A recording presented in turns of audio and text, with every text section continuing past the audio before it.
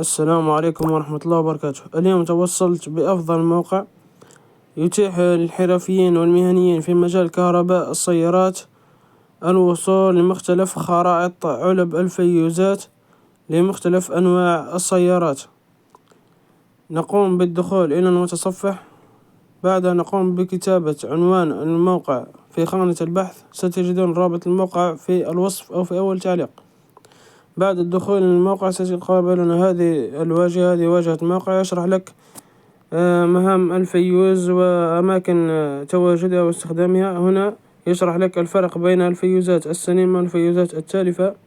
هنا مختلف الشركات أو أنواع شركات السيارات من أودي إلى BMW المتواجدة على الموقع، شركة بيد كذلك، وشركة فيات وشيري وسيتروين، وإلى غاية سيارات تسلا. آخر مرة تم الدخول سيارات من علامة فيات الإيطالية إلى الجزائر، منها فيات تيبو وفيات 500 وفيات 500 إكس. نقوم بالدخول إلى علامة فيات، نبحث عن سيارة فيات تيبو.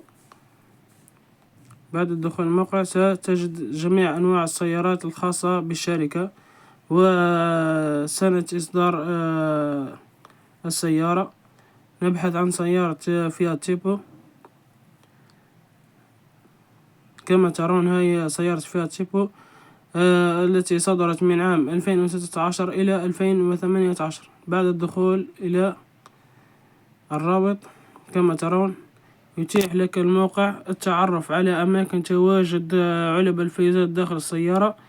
هناك علبة فيوزات بجانب المحرك وكذلك بجانب السائق أو تحت مقعد السيارة. كما ترون هذه الصور يشرح لك أماكن تواجدها بالتفصيل داخل السيارة وخارجها.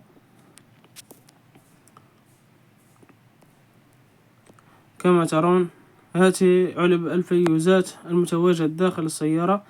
يشرح لك الرموز المتواجدة والخاصة بكل فيوز مع وظيفة كل فيوز مع الرمز الخاص به.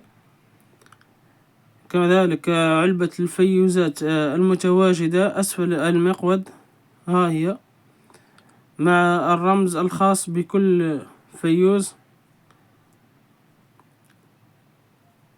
F43 أو 36. هذا هو الترميز الخاص بالفيوزات داخل سيارة فيات تيبو.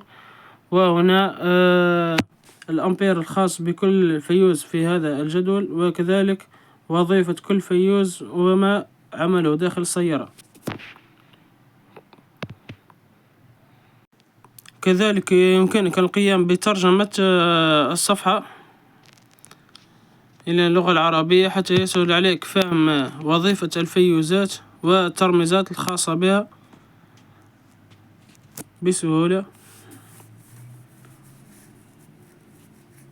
هذه علبة الفيوزات المتواجدة في لوحة القيادة أي أسفل المقود.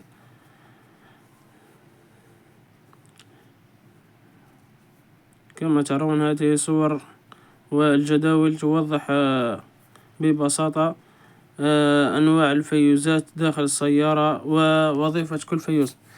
كذلك بإمكانك التوصل بمختلف أنواع علامات السيارات مثل شركة هيونداي، أو لنبحث عن شركة هيونداي ندخل إلى علامة هيونداي، نبحث عن سيارة أكسنت، هيونداي أكسنت.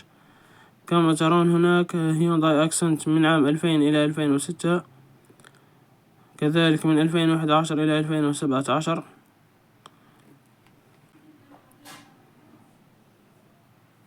كما ترون الموقع يتيح لك مختلف أنواع السيارات مع السنة الصادرة أو السنة التي تم صدور السيارة فيها.